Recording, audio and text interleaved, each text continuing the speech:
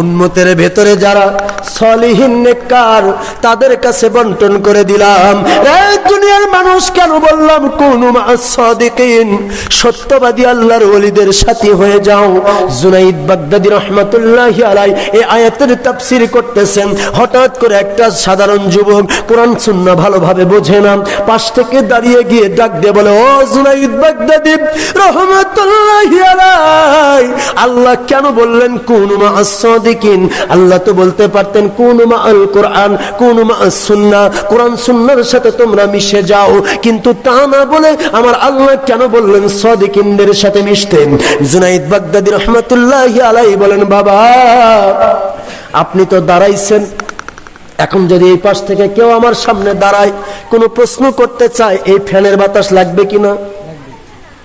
ছেলেটা পাশাপাশি ছিল। আল্লাহ পাকের ওলি ডাক দিয়ে বলে, বাবা আমাকে হাত পাখা দিয়ে বাতাস করা হচ্ছে, বাতাসটা কি তোমার গায়ে যায়? মানে এখানে বাতাস দিচ্ছে আমাকে, যাচ্ছে না আপনাদের এদিকে? যাচ্ছে তো। আল্লাহর ওলি প্র্যাকটিক্যাল তাফসীর করতেছেন। তাফসীর করতে গিয়ে তাফসীর বিন রায় করা যাবে না, মন গড়া ব্যাখ্যা করা যাবে না। আল্লাহ পাকের ওলি জুনাইদ বাগদাদী রাহমাতুল্লাহি আলাইহি একজন আওলাদ রাসূল, স্বাভাবিক পর্যায়ের কোনো মানুষ নয়। আল্লাহ পাকের ওলি ডাক দিয়ে বললেন, বাবা পাখা দিয়ে বাতাস করা হচ্ছে, আমাকে আপনার গায়ে কি যায়? বলে, হুজুর আসে। তা বাবা তোমাকে তো বাতাস করা হচ্ছে না, বাতাস করা হলো আমাকে, তোমার গায়ে যায় কেন? সুবহানাল্লাহ। আল্লাহর ওলির কাছে ডাক দিয়া বলে, হুজুর আমি আপনার পাশাপাশি আছি, কাছাকাছি আছি, আপনার কাছাকাছি লেগে থাকার কারণে যদিও বাতাস আপনাকে করতেছে আমার গায়ে আসতেছে। আল্লাহর ওলি মুস্কি হাসি দিয়ে আবার জবাব দিয়ে দেয়, ও আল্লাহর বান্দা কোরআনের তাফসীর তো তুমি করে দিয়েছো। আল্লাহ বললেন কুনু মা'আস সাদিকিন, আবার আল্লাহ বলেছেন ইন্না রাহমাতাল্লাহি করিবুম মিনাল মুহসিনিন, মুহসিন নেককার আল্লাহর ওলিদের উপর আল্লাহর রহমত নাজিল হয়। আমি কেন বললাম ওলিদের কাছে যাও? আল্লাহ কেন বললেন ওলিদের কাছে যাও?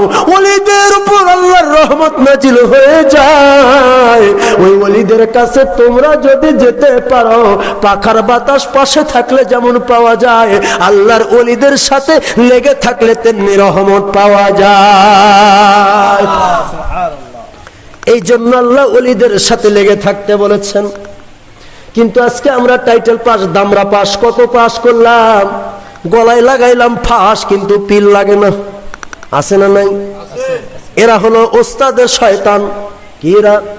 কথা আমার নয়, কথা আব্দুল কাদের জিলানী রহমাতুল্লাহি আলাইহি তার কিতাবের ভিতরে লিখেছেন। হযরতে আল্লাহ পাকের ওলি মুজাদ্দিদ আল ফিসানি রহমাতুল্লাহি আলাইহি তার মাকতুবাত শরীফের ভিতরে লেখেন, মান লাইসা লাহু শাইখা শাইখুশ শয়তান, যার কোনো শাইখ নাই, যার কোনো পীর নাই, তার পীর হলো শয়তান।